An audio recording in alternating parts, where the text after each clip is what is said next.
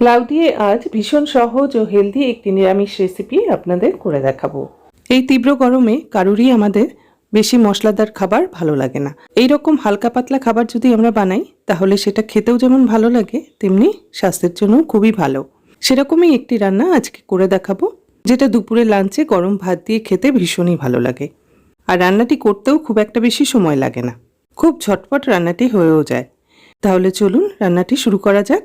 নমস্কার বন্ধুরা, প্রতিবার রান্নাঘরে সকলকে স্বাগত।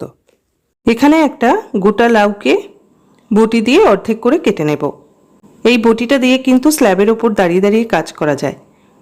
আমি এটা চেন্নাইতে গিয়ে কিনেছিলাম। লাউটা দেখুন একদম কচি। এরকম কচি লাউ দিয়ে এই রান্নাটি খুব ভালো হয়। আমি এখানে অর্ধেক লাউ দিয়ে এই রান্নাটি করব। আপনারা আপনাদের প্রয়োজন মতন লাউ নেবেন।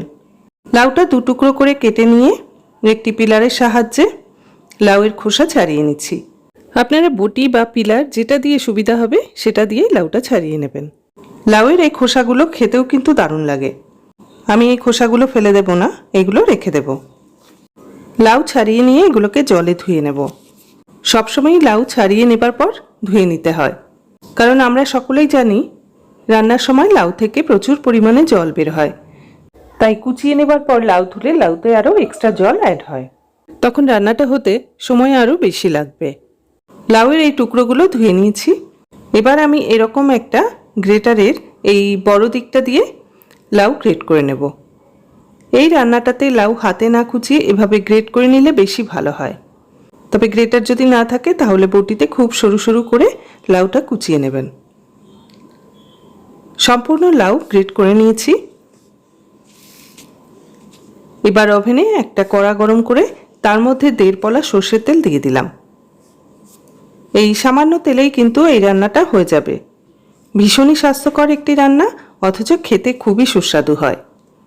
তেল গরম হয়ে গেছে, এবার দিয়ে দিলাম 1/2 চামচ রাঁধুনি আর একটা কাঁচা লঙ্কা ভেঙে দিয়ে দিলাম।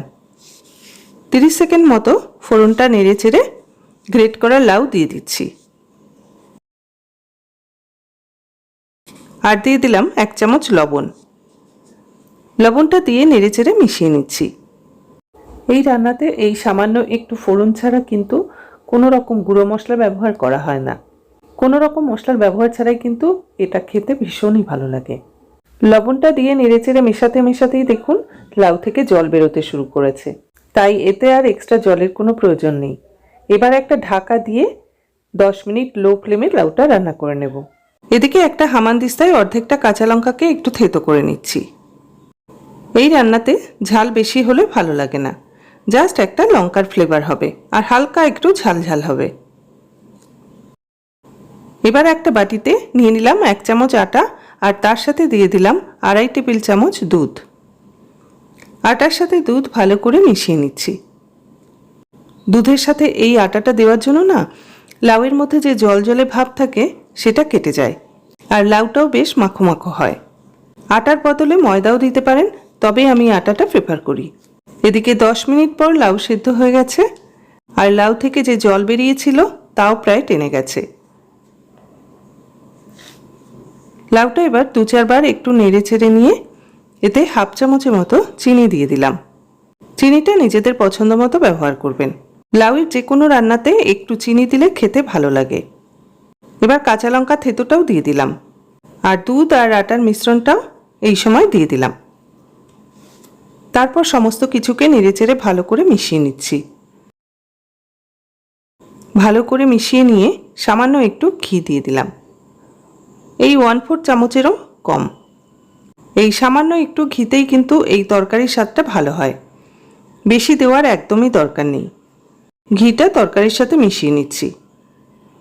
আর আটা দেওয়ার জন্য লাউয়ের যে জলীয় ভাব সেটা চলে গেছে আর লাউ গ্রেট করে রান্না করার জন্য তরকারিটা বেশ মাখো মাখো হয়েছে। আর রান্নাটাও কিন্তু খুব তাড়াতাড়ি হয়ে গেল, একদম বেশি সময় লাগে না, ওই 15 মিনিট তাতেই রান্নাটা হয়ে যায়। এবার ওপরে একটা কাঁচা লঙ্কা গার্নিশ করে দিচ্ছি। তারপর গ্যাসের ফ্লেম বন্ধ করে 2 মিনিট ঢাকা দিয়ে স্ট্যান্ডিং টাইমে রেখে দেব, তারপর পরিবেশন করব। রেসিপিটি একবার বানিয়ে খাবার অনুরোধ রইল। আর এই তীব্র গরমে ঝাল মশলাদার খাবারের থেকে এই ধরনের মশলাহীন খাবার খেতে কিন্তু খুবই ভালো লাগে। রেসিপিটি ভালো লাগলে লাইক করবেন আর চ্যানেলটি সাবস্ক্রাইব করে পাশে থাকা বেল আইকনটি অন করে দেবেন। তাহলে আমি চ্যানেলে যখন কোনো ভিডিও আপলোড করি না কেন সরাসরি তার নোটিফিকেশান আপনার কাছে পৌঁছে যাবে। পুরনো বন্ধুদের ধন্যবাদ জানিয়ে, নতুন বন্ধুদের স্বাগত জানিয়ে আজকের মতো বিদায় নিচ্ছি। সকলে ভালো থাকবেন, সুস্থ থাকবেন।